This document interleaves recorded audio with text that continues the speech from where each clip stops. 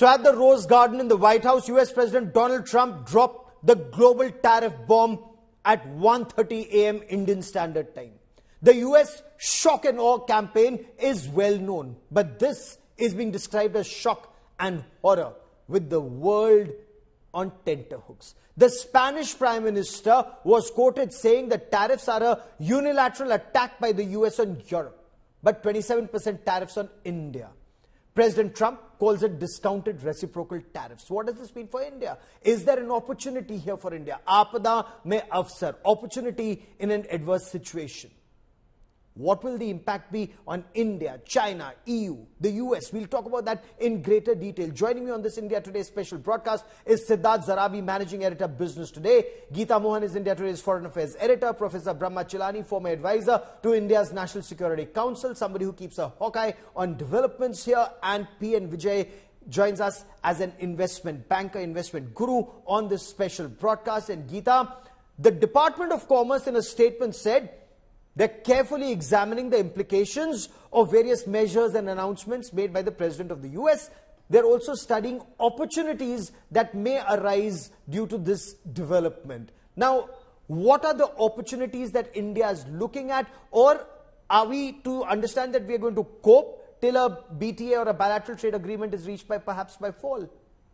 Well, Gaurav, it's both. Like you said, opportunity and adversity. And that's what is going to happen over here. Let's zoom out a little. Prime Minister Narendra Modi is at the BIMSTEC summit in Thailand. The message from there has been about how to diversify and ensure that there are alternatives. So is India going to become an alternative? We're speaking to people from Thailand, trade representatives of the government, Umesh Pandey, and he said that this is really an opportunity where the Southeast Asian and South Asian countries can come together, look at alternatives, look at not just in terms of manufacturing, but also markets to ensure that that all the countries are able to absorb the shock of these reciprocal tariffs. So India is going to or can become a major player here. Is it going to be an uphill task? Yes. But the other thing also has to do with the fact that there's some exemptions we've got. There's some others that are going to be hit hard.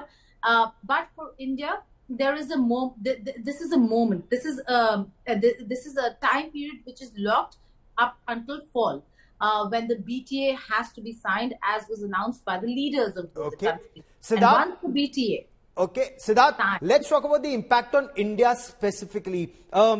As bad as was expected, worse, or with exemptions, as Geeta was mentioning, for pharmaceuticals, energy, semiconductors, copper, some minerals. Is there a silver lining here? Well, before I answer the direct question on India, let me provide you an update with what is happening even as we speak in the US stock markets.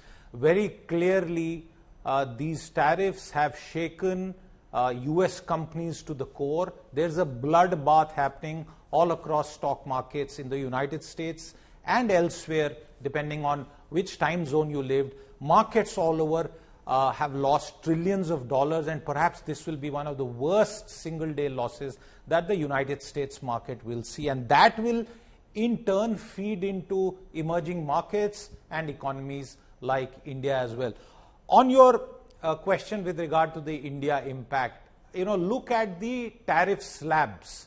It starts at 10%. That is now a universal slab. No one escapes 10%, including those countries that have for decades allowed the US to export into their markets at 0%. You may be an ally, you may have a free trade agreement, you may have a most favored nation, you may have bent over backwards, you may have allowed American bases to be set up, you might have supported the American war machine. Nothing, nada, nothing works. 10%. And that goes up from 10 to as much as 60%. At the top end is China. And India is somewhere in the middle. It's actually 27%. So you could say for India, it's a halfway house. The government has called it a mixed impact. And here is what is at the center of it.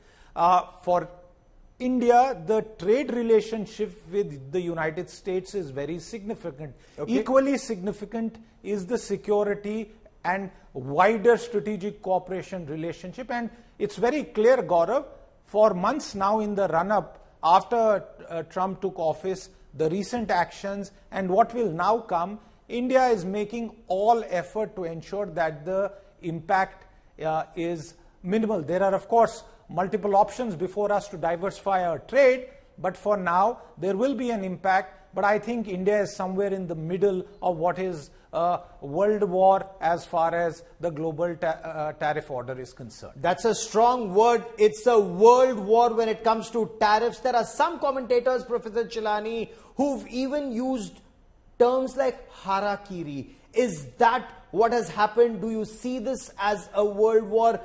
Let's talk about the bigger picture, but I also want your opinion, Professor Chilani, on what this means for India. The reciprocal tariff, a clear indication that India and US must push for BTA by fall? Well, first, on the larger issue, tariffs are front and center on Trump's agenda as he seeks to revamp the global trading regime in an effort to secure American advantage. He is seeking to beat back the flood of imports and force American companies to invest in domestic production capacity and bring supply chains back to the US. So he is expecting short-term pain to be inflicted on Americans due to his tariff-related actions. But he is deploying tariffs both as a negotiating instrument to extract concessions from trading partners, and some of the trading partners have already wilted under his pressure or threats. But some of his tariffs are also going to stay in place as a regular source of revenue for the US to help cut the US trade deficit and balance the budget.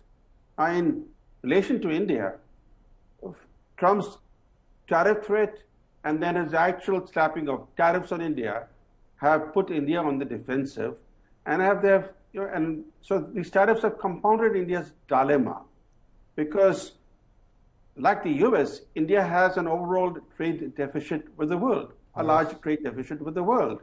But while the US trade deficit with the world makes up about 4% of its economy, India's overall trade deficit makes up more than 10% of its economy. So this additional tariff burden that Trump has imposed on India, as well as what it means for India, will compound India's challenges in the near term. Okay. So our challenges are going to multiply, perhaps be compounded in near term, as you say. Mr. Vijay, Donald Trump refers to Prime Minister Narendra Modi as a close friend. In the same breath, he speaks of high tariffs that India imposes and then imposes 27% reciprocal tariff. Now, compounds India's problems. Would you look at it as a mixed bag? Would you look at it as a setback? How does it impact various sectors in our country? Gems and jewelry, for example, where there are some apprehensions, there could be massive job losses. Well, let's look at the threat and then the opportunity. First, the threat. Let us look at the math. We exported about $85 billion of goods. Services are outside the tariff right now. Out of this $85 billion, if you take away pharma and energy products, which have been exempted from tariffs, it's about $60 billion. And 27% of that is about $15 billion US, which is about 0.3% of the Indian GDP, which is, in my view, pretty insignificant. Just to compare, a bad monsoon will have an impact of about 2% on the Indian GDP. So in terms of impact, a lot of the hoo-ha is not based on facts. Okay. Secondly, the people who turned around and say, that's fair enough, and as the other speaker was just saying, we have this 3% fall in the stock market in Europe and US, clearly there is fear of a US recession, and that might translate into a global recession. Well, it's very early to talk about such things. It's possible, but right now it's too premature to talk about such things. Right now, the US economy is in pretty good shape.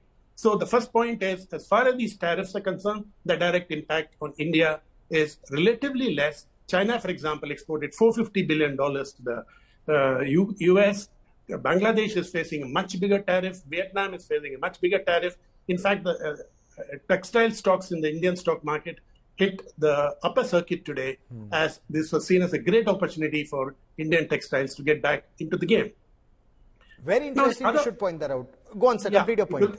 If you look at the bigger picture, we talked about it in another program. We reformed in 91 because of the bad economy and the IMF threat. Probably this is an opportunity for India to look inwards. Everybody knows about the 90 compliances that a company has to go through before it can export $1 of goods out of India. We know about the Inspector Raj. Probably this is a good time for Prime Minister Modi to blame Trump, to use Trump and set the Indian house in order in terms of ease of doing business, in terms of making India more export competitive. Look at the gems and jewelries, which you just now mentioned. Yes.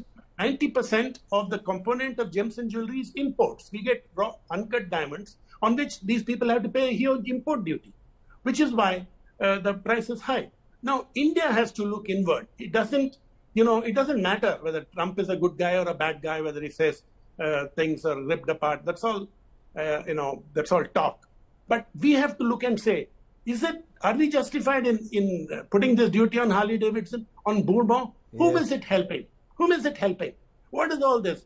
Vestiges of old socialist days that we... Very interesting perspective, and several people have, you're rightly pointing this out. Are we too protectionists in your appreciation also, Siddharth?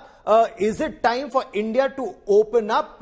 This is the Aapada Mein Avsar for Prime Minister Narendra Modi? Well, it is true that in the past 10, 11 years, we have followed in some sectors a policy of import substitution, laptops being just one example where we had put some curbs. Make in India is the overall rubric framework under which Prime Minister Modi has over 2 successive terms tried to encourage domestic employment creation and enhance manufacturing capacities in India. But will Make in India suddenly become Make in America? No, that's not going to happen. What is the way out really? Empirical data and multi-decade data suggest that any economy which has lower moderate tariffs is able to grow at a faster pace, because import substitution is not easy to do. There is technology denial, there is lack of capital, there is lack of expertise, just to give those as a reason.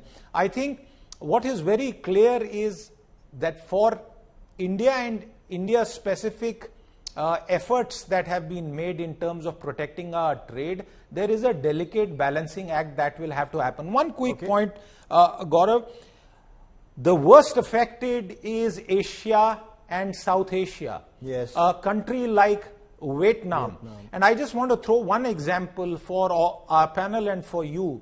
Nike has dozens of factories in Vietnam. It is said to employ almost 450,000 people in that country. If you look at that stock and if you look at the tariff impact, Nike will have to rejig its half of its entire operation. So this is going to be cataclysmic. Will India benefit? Can other companies now come to India because we are somewhere in the middle, move away from high tariff zones? And finally, the absurdity of the calculation is also apparent. Lesotho has been hit with 50% tariffs. So I think, as our panelists are saying, we will get greater clarity, but the big picture is that what Mr. Trump seems to be doing is to upend 40 years of outsourcing within less than 4 months of his tenure. I don't think it's going to even pan out fully in 4 years of his term. Is there a genuine apprehension, Professor Chilani, before I bring in Geeta, is there a genuine apprehension this could lead to recession, as many, including Barclays, they have this apprehension and they've assessed that there's high risk of recession in the US. And given India's $35 billion trade surplus with the US in 23-24, how much of this tariff is genuinely about creating a level playing field or reducing that surplus? And how much of it is a political signal to appease his voters, the domestic US interests, sir? Trump is seeking to do what he promised during the election campaign. He's also doing what he said he would do in his inaugural speech. He said in his inaugural speech that he will tariff and tax foreign countries to enrich Americans. Now, this is what he's seeking to do now. And he has not ruled out recession in the short term. So he understands the risks of what he's doing. But I think the country that is going to bear the brunt of Trump's tariffs is China. Yes. The focus has been on 34% tariffs that Trump announced on China. We should not forget that he's also slapped 2 rounds of 10% tariffs on China since February. That's 54% in all. Add to that the up to 25% tariffs on China that Trump imposed in his first term. Then Joe Biden also imposed some tariffs on China during his presidency. So the tariffs on China now, US tariffs on China, are approaching 80%. So China will clearly bear the brunt of America's tariff war. And for India, this imposition of tariffs by Trump is an opportunity only in relation to China. India has run a huge trade deficit with China that it has partly offset by running a trade surplus with the United States. But now, India finally has to resort to raising tariffs on imports from China. So far, it has allowed imports from China to flood its market. Yes. Even non-essential items have flooded the Indian market. The Modi government has done nothing to stop non-essential imports from China flooding the Indian market. At least Modi can borrow a leaf from Trump's book by raising tariffs on non-essential imports from China. Because there are very sweet words coming from China, and I'll come to China in greater detail in just a moment here. And Geeta also has a big smile on her face because, Geeta, if I may quickly, President Xi Jinping, he's said the sweetest things when it comes to India-China relationship and said, these are countries that need to sink their differences. The tango that he talks about between the dragon and the elephant, neighbors should find ways to coexist peacefully. And he's ready to deepen communication and coordination on major international affairs. Is all of this aimed in a way at trying to wean India a little away from the United States of America? And is that even possible? Well, not possible to wean India away from America completely because India is engaged. India knows what it needs to do. Like we've been reporting, there is a BTA conversation and negotiations that are underway. Not to forget, Gaurav, there are Chinese troops still sitting where they shouldn't be. The withdrawal and disengagement is not complete. So China at this point in time, while India should be looking at opportunities, China is pushing for those opportunities and trying to ensure that the Asian giants, particularly massively growing economic power such as India, looks to China, looks to Beijing. India is going to do all it can to ensure that the brunt of these tariffs are not felt by consumers in India, by the people of India, and therefore will engage China and is engaging China, but not because it's looking at Beijing's interests, it's looking at Indian interests. Okay. It is in India's interest to engage all countries, including China, till the time that we don't figure out how to balance the reciprocal tariff, yes, and the reciprocal tariff war, so to say, and the brunt of that will be felt for in the coming months. So, before I bring in P.N. Vijay once again, Siddharth, India continues to import even non-essentials from China, and this has been an argument over years and years, and especially after Galwan, that we really need to reduce imports from China. Why is it that, fine, essentials you need to bring in, why are we still importing non-essentials, and how do you view the sweet words that suddenly come from Chinese President Xi Jinping? Let me try and answer that question indirectly. As we've been digesting and dissecting this announcement by President Trump, it's clear that China is not being targeted directly alone. It's also being targeted indirectly. The supply there chains. are Southeast Asian countries where a lot of Chinese capital and manufacturing activity happens, which then gets exported to the United States. So there will therefore be a significant clampdown on direct exports and indirect exports, because remember, China has a massive footprint across the world. It soaks up commodities and puts out finished products through multiple countries. That's been its trade strategy. Vietnam and Cambodia are just two examples of that. Therefore, what does that mean for India? If different countries and producers are going to de-risk from China, then we could be beneficiaries. But remember, Gaurav, this question of China plus one came up originally after COVID. And there was a lot of discussion that the supply chain needs to have, a backup and therefore come to India. Not much has happened. Why has it not happened? The jury is out on that. But I would say that for India, this is an opportunity for a big bang opening up, a big bang deregulation, making it easier for investors to come in, not just through headline changes of FDI limits, but for actually the ease of doing business, opening business, running businesses on the ground. And like you and I know, the traffic blocks that we face in our mega cities are akin to the traffic blocks that large corporations, medium-sized, small corporations face in India. There is a compliance Raj that exists in this country even 35 years after the original license Raj was dismantled. And this is the test case, because when Prime Minister Narendra Modi was sworn in for the first time in 2014, his visit to Japan, and I'd reported on that visit to Japan, he'd spoken of ease of doing business in India, a special office being created in the Prime Minister's office to ensure single window clearance. Why is all of that not happening? Or if it's happening, why is it not being seen as effective? Mr. Vijay, the Chinese yuan dropped to its lowest level in weeks. China, and as Siddharth was mentioning, the Chinese supply chain countries, they are being hit hard. China is warning of retaliatory measures. Now, is this going to lead to an escalation, a trade war? Will that have a domino effect on the economy? And is this once again Aapada mein avsar for India, an opportunity in adversity for India? There is surely going to be a lot of problems in global trade with all these duties slapped on Asian countries, especially China and countries which are very close to China in the supply chain. That's for sure. And we really don't know where it will end, who will bend first, who will walk the talk, and so on, even EU. Where does this leave India? I really feel that India plays its cards right. India can come out as a major winner. After all, we have very good relationship with the US, over time. That's a big plus point. Secondly, in terms of competitiveness, India can be as competitive. We have a huge knowledge pool.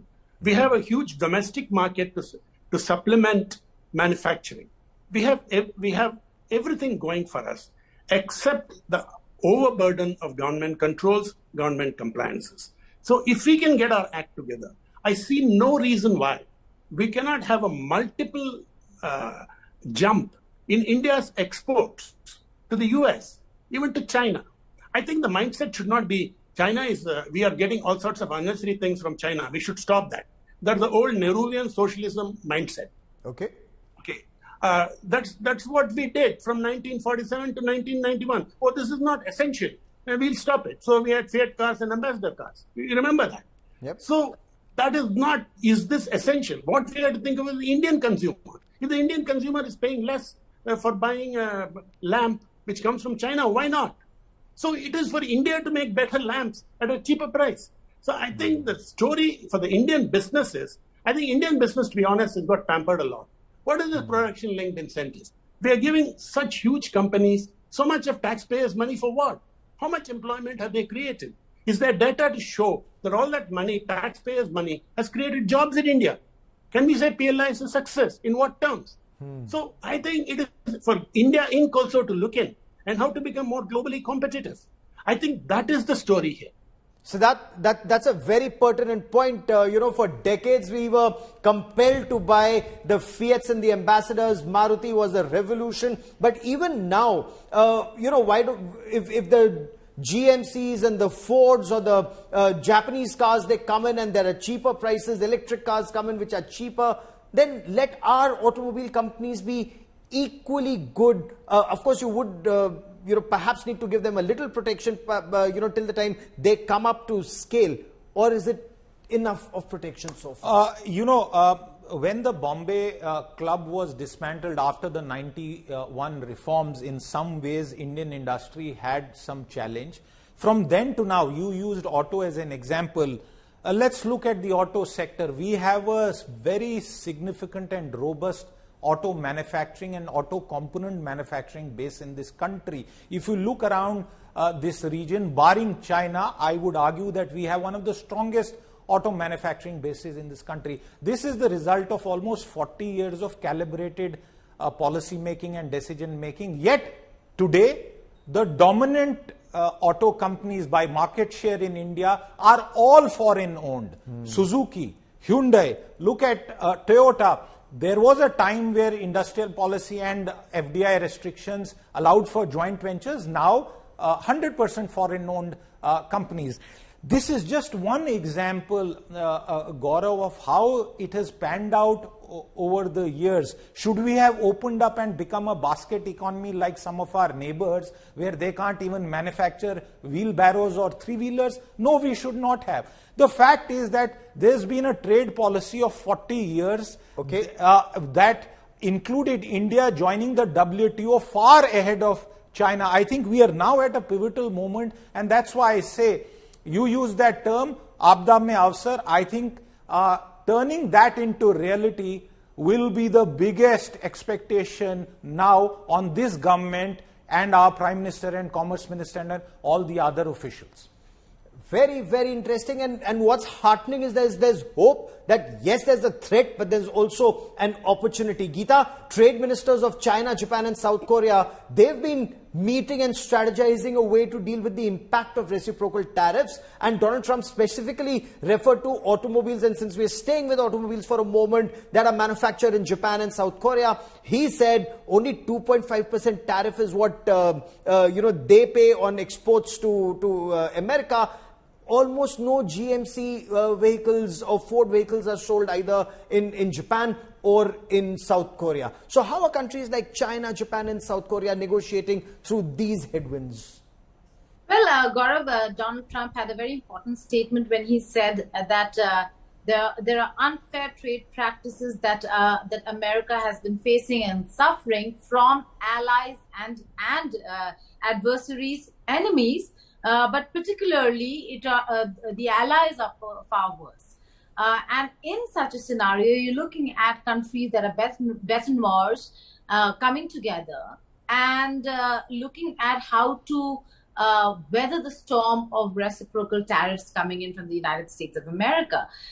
It was after 5 long years of a hiatus that we saw these countries coming together and having a conversation, negotiating on a trade, and that in itself is a huge thing. So the question that America should be looking at and should seek answers of is are these policies? Is he making these countries come closer, and will that help America in the longer run? Japan, China, South Korea coming together. He does have a point. Ford shut shop in India. So yes, there is going to be a lot of arm twisting in manufacturing moving to the Rust Belt and revival of the Rust Belt in the United States of America. But at what cost? Professor Chilani, the last 30 seconds I have on this part of the show, I just want to understand from you. Yes, we have a $35 billion trade surplus if we were to look at last year's figures, but was there another way to offset that? Import more energy, get more defense hardware. We're looking for fighter jet engines that were delayed. So critical technology delayed. All of that, were those better ways of negotiating instead of this? Well, there are two things that we should bear in mind that in terms of the US-India trade, 3 items besides services dominate US-India trade. One is oil and petroleum products, second is military equipment, and third is gems. Yes. So the scope for further imports of American oil and petroleum products is limited, given the fact that the Americans don't provide discounts to India or any other country, but India still is increasing imports of American energy resources. But look at the larger picture. India is an import-dependent economy, not an export-driven economy. This is very unlike other major Asian economies. Yes. India, unlike most other Asian economies, has a domestically oriented economy that relies on domestic consumption, not exports for its growth. And then all this talk about tariffs and export competitiveness, we should not forget that many of our exports rely on imported inputs. Yes. So when the rupee depreciates, even our export competitiveness suffers. Gets adversely impacted. But I think the bigger issue we should not forget is that Trump has been in office for less than 100 days. He has already dramatically reoriented American foreign policy. He has reoriented American trade policy, and his policies are having global impacts. This is apparent from the emerging shifts in global trade, in geopolitical alignments, in defense strategies, and also in environmental commitments. And most importantly, it's clear already in less than 100 days of Trump in office that his main target is China. He's leveraging tariffs and trade policies to disrupt China's export-driven economy. He's also trying to incentivize American companies to reshore manufacturing. That will further weaken China's role as the world's factory. And this is where there's a great opportunity for India if India is nimble-footed. Mr. Vijay, Professor Brahmachalani, Siddharth Zarabi and Geeta Mohan, as always, many thanks for joining me here on this in this conversation on the adversity and the opportunity that lies ahead for India. Can we capitalize on this opportunity remains the biggest question.